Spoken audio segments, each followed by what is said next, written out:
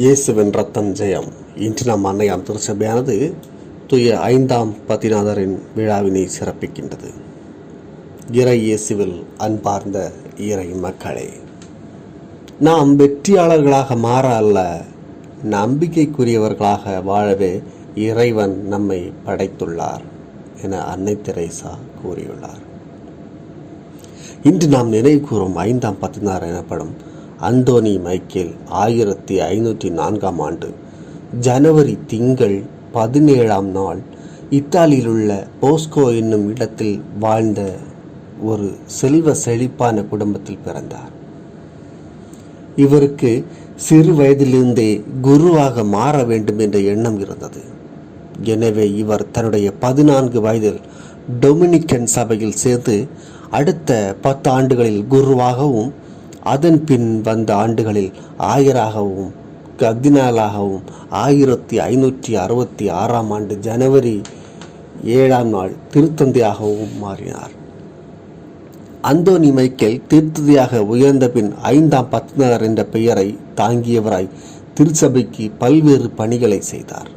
குறிப்பாக 1545 1563 வரை நடைபெற்ற திரிதெந்திய சபையில் எடுக்கப்பட்ட தீர்மானங்களை மிக துணிச்சலாக நடைமுறைப்படுத்தினார். அது மட்டுமல்லாமல் திருச்சபைக்கு மிக பெரிய அச்சுறுத்தலாக இருந்து வந்த பிரிவினை சபைகளின் கோட்பாடுகளை மிக கடுமையாக எதிர்த்தார். இதனால் இவருக்கு பயங்கர எதிர்ப்புகள் கிளம்பின. அவற்றையெல்லாம் இவர் கண்டுகொள்ளாமல் மிக துணிச்சலாக திருச்சபைக்காக உழைத்து வந்தார். திருத்தந்தை 5ஆம் பதினாறு அவர்கள் நாடுகளிடையே ஒற்றுமை ஏற்படுவதற்கும் கடுமையாக உழைத்தார். குறிப்பாக இங்கிலாந்து அரசியான 1ஆம் எலிசபெத்தை திருச்சபையோடு இணைப்பதற்கு அரும்பாடுபட்டார். ஆனால் அது தோல்வியில் முடிந்தது. அது மட்டுமல்லாமல் ஐரோப்பா கண்டத்தில் இருந்த ஏனைய நாடுகளையும் திருச்சபையோடு இணைப்பதற்கு பாடுபட்டார். அதுவும் தோல்வியிலே தான் முடிந்தது. இப்படி பல்வேறு தோல்விகளை அவர் சந்தித்தாலும் திருச்சபைக்காக எதையும் செய்ய துணிந்து வந்தார். 1571ஆம் ஆண்டு அக்டோபர் 7ஆம் நாள் துருக்கிய படையில் ஐரோப்பிய நாடுகள் மீது படையெடுத்து வந்தன.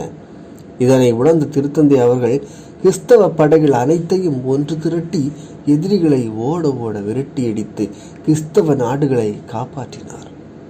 திருத்தந்தை அவர்களுடைய தனிப்பட்ட வாழ்க்கையை பொறுத்தளவில் அவர் எப்போதும் டொமினிக்கன் சபையிலிருந்து கற்றுக்கொண்டு வந்த அனைத்து புண்ணியங்களையும் தன்னுடைய வாழ்வில் கடைபிடித்து வந்தார்.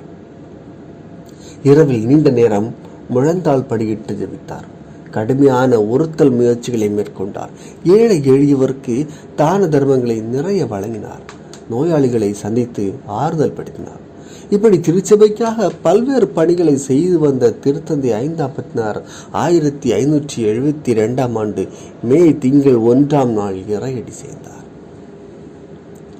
திருத்தந்தை 5ஆம் பதினாருடைய நினைவு நாளை கொண்டாடும் நாம் அவரிடமிருந்து என்ன பாடத்தை கற்றுக்கொள்ளலாம் என சிந்தித்து பார்த்து நிறைவு செய்வோம். 5ஆம் பதினாருடைய வாழ்க்கை வரலாற்றை வாசித்து பார்க்கின்ற நம்முடைய மனதில் எழுகின்ற ஒரே சிந்தனை, வாழ்க்கையில் நாம் சந்திக்கின்ற தோல்விகளை வெறும் தோல்விகளாக மட்டும் எடுத்துக்கொள்ளாமல் அவற்றை வெற்றிக்கான படிக்கட்டுகளாக எடுத்துக்கொள்ள வேண்டும் என்பதாகும். திருத்தந்தை அவர்கள் நாடுகளை ஒருங்கிணைப்பதிலும் அவர்களிடத்தில் ஒற்றுமையை ஏற்படுத்துவதிலும் பல தோல்விகளை சந்தித்தார். அந்த தோல்விகளை எல்லாம் கண்டு மனமுடைந்து போகாமல் தொடர்ந்து இயேசுவுக்காகவும் அவருடைய திருச்சபைக்காகவும் உழைத்து கொண்டே இருந்தார். அதனால் தான் கடைசியில் துருக்கியர்களுக்கு எதிரான போரில் வெற்றி கண்டார். நாமும் நம்முடைய வாழ்வில் சந்திக்கின்ற தோல்விகளை கண்டு துவண்டு விடாமல் தொடர்ந்து போராடி வெற்றி பெறுவதுதான் சிறப்பான ஒரு காரியமாகும். இந்த இடத்தில் கவிஞர் வைரமுத்து அவர்கள் தோல்வி குறித்து சொல்கின்ற கருத்துக்களையும் சிந்தனைக்கு உட்படுத்தி பார்ப்பது பொருத்தமானது. இதனுடைய பார்வையில் வெற்றி என்னும் தோல்வி என்றும் ஒன்றும் கிடையாது.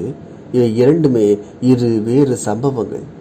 வாழ்க்கை என்பது சம்பவங்களால் ஆனது, அவ்வளவுதான். தோல்வி என்பது ஒரு சம்பவம் தான். அதை நினைத்து வருந்துவதால் ஒன்றும் ஆகப்போவதில்லை என்ற வைரமுத்துவின் வார்த்தைகள் கவனிக்கப்பட வேண்டியது. ஆகவே 5ஆம் பதினாருடைய நினைவு நாளை கொண்டாடும் நாம் அவரை போன்று தொடர்ந்து இறைவனுக்காகவும் அவருடைய திருச்சபைக்காகவும் உழைப்போம். தோல்விகளை கண்டு துவளாமல் அவற்றிலிருந்து பாடம் கற்போம். அதன் வழியாக இறையருள் நிறைவாய் பெறுவோம். ஆமென்.